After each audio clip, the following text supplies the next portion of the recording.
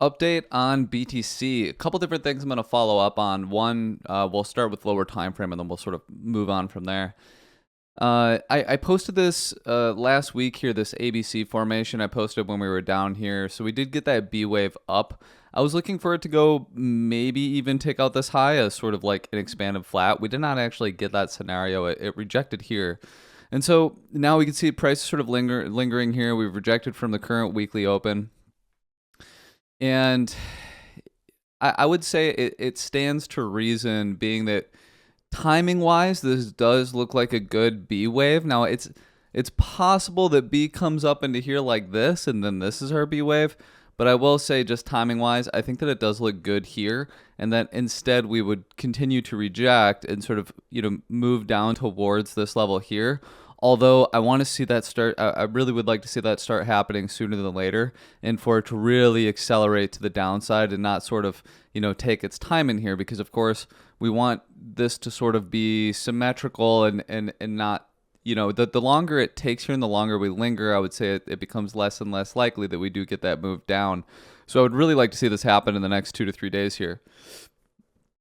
So, of course, we have the previous week low, which we could come down and deviate. We have this daily naked point of control at about 88. We've been tracking liquidity data for the last couple of weeks now. There is a hot spot of liquidity at 88,500 that we've been tracking for quite some time here. So we can see that there's quite a bit of confluence that does bode well, for price to get a move into this zone here. And what we'd be looking for is kind of a drop down, hit this target area, reclaim the previous week low, and then look for some degree of continuation to the upside, or maybe even for like a longer range to be put in here in this zone. And now that sort of takes me to my higher time frame analysis, something that I had mentioned and we have talked about quite a bit in the last couple weeks here. I had this really key level that I marked out right at 99 here, and when I marked this level out quite some time ago, I basically said, yeah, this level here, it's really important. I've done several forms of technical analysis from many different angles, and they've all sort of concluded that this is a really key resistance zone.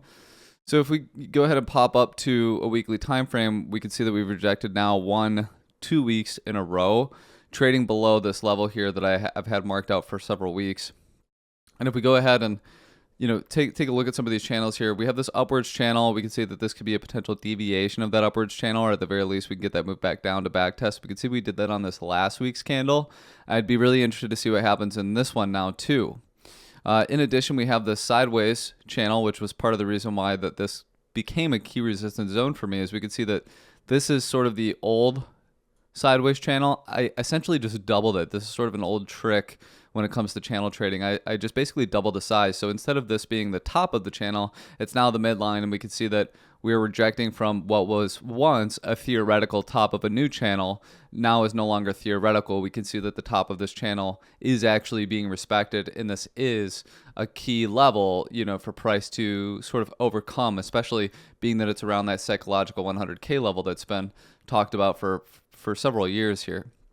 So taking it just one step further, I had a couple fractals here, being this previous high as well as this one. This one's fine, but I do really like this one here. We can see just how well that confluence is coming into play, where we have 1, 2, 3 weeks up into this here. 1, 2 sort of rejection inside weak candles, come up for one more sweep, and then have some kind of a larger rejection. We'll have to wait and see sort of what happens. I would be really stunned if this zone here led to a very, very significant drop, but it wouldn't surprise me if BTC did put in some kind of a range here for a period of time, where we kind of did something like this, maybe did pop up here, came back down, went around, whatever, and then did get something more of a significant rejection before potentially getting continuation to the upside. Now, on the other hand, if this was all invalidated, it's pretty clear what needs to happen. We need to have a clean break above this level and a strong at least daily close or something that would signify that, yeah, price is ready for continuation to the upside, in which case we can call sort of this theory null and void, or begin to look at some other avenues of determining what's going to happen with price here. But again, we did put in an inside week. Price is still trading within that range. We're still below this key resistance zone. So it stands to reason that something like this would come into fruition. We'd put in some small range for something of a mini alt season and then sort of take it from there. And so I'll continue to update you guys throughout the week. We do have our live stream tomorrow morning, Wednesday morning, Thursday morning, and Friday morning this week, all starting at 7 a.m. CST, and those will go on for an hour. We cover liquidity data as well as, looking at potential trades for the day and also for the rest of the week. So stay tuned for that, and I hope to see you guys in the Discord.